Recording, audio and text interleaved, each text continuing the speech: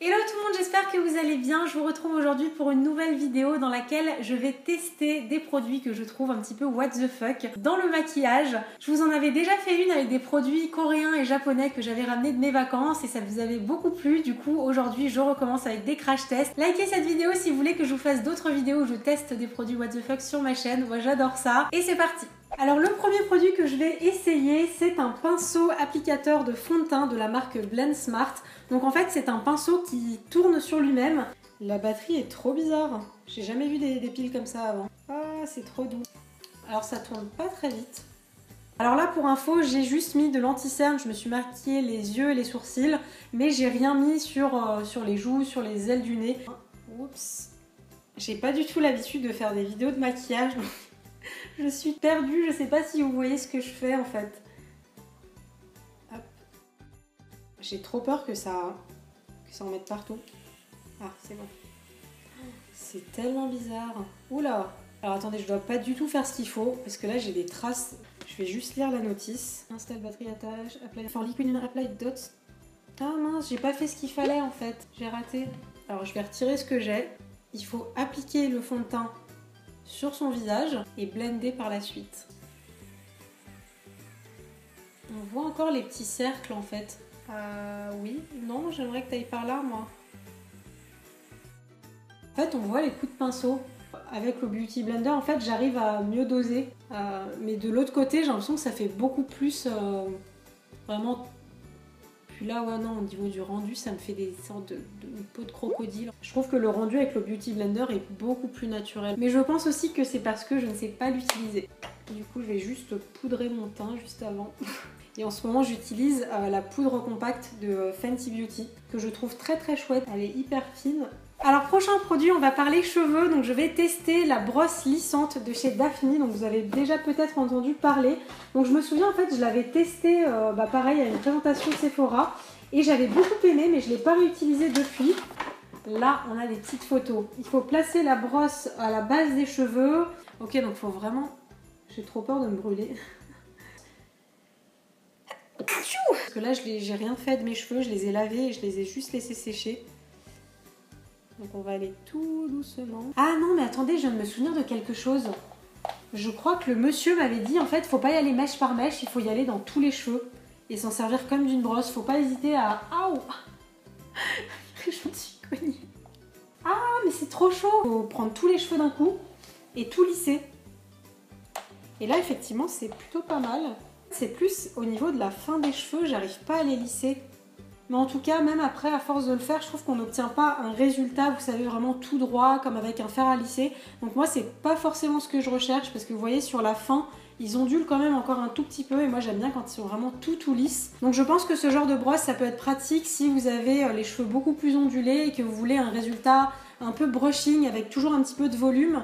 Assez rapidement. Ensuite, prochain produit, je vais essayer le nettoyant à pinceau dont on entend beaucoup parler en ce moment. Comme beaucoup, je pense, je le fais vraiment pas assez régulièrement parce que ça met beaucoup de temps déjà à les nettoyer et surtout en temps de séchage. Il m'arrive de les nettoyer le soir et en fait le lendemain matin ils sont toujours pas secs, donc c'est un peu pour ça aussi que je les nettoie pas souvent. Remplissez le bol pour le maquillage hydrosoluble, par exemple le fard à joues, poudre bronzant de...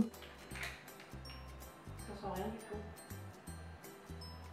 Et donc si j'ai bien compris, je dois prendre un embout, vous voyez, qui soit assez petit et en même temps pas trop petit. Donc je pense que celui-là est pas mal. Et après je vais fixer le tout là-dessus. Ouais, ça marche. Ah, ça fait ventilateur. Alors, du coup je dois le faire tremper si j'ai bien compris pendant 5 secondes là-dedans.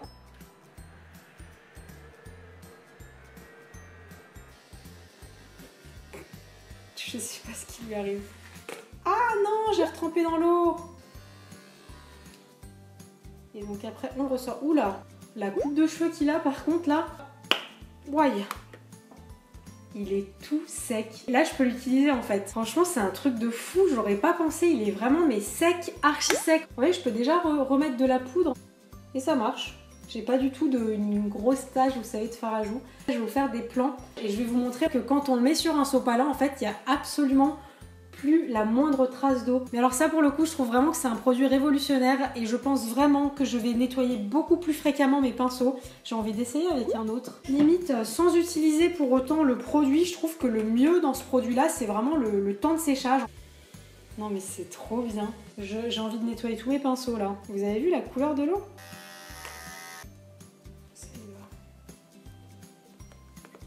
On se retrouve dans 15 minutes, là, le temps de tout nettoyer.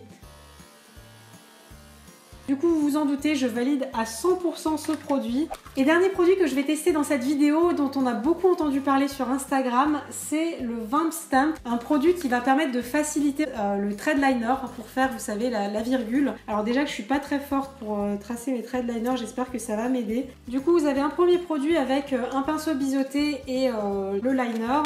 Et après, vous avez également des tampons. Donc ça ressemble à ça, c'est un manche métallique avec des virgules. Ah d'accord, donc en fait vous avez le côté gauche et le côté droit. Regardez, ça a vraiment une texture de tampon. En fait c'est vraiment une mousse qui est imbibée de liner. Donc ensuite je tapote. Ouh là là là là là, j'en ai mis trop. Je sais même pas où ça se met.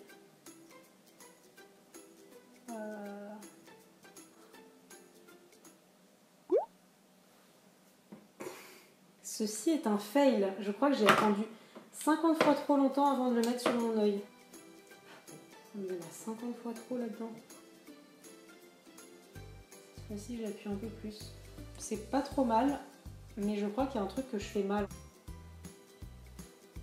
Bon, du coup, voilà le rendu. C'est un tout petit peu épais quand même, mais je pense que ça se rattrape avec le pinceau. Je vais essayer l'autre côté.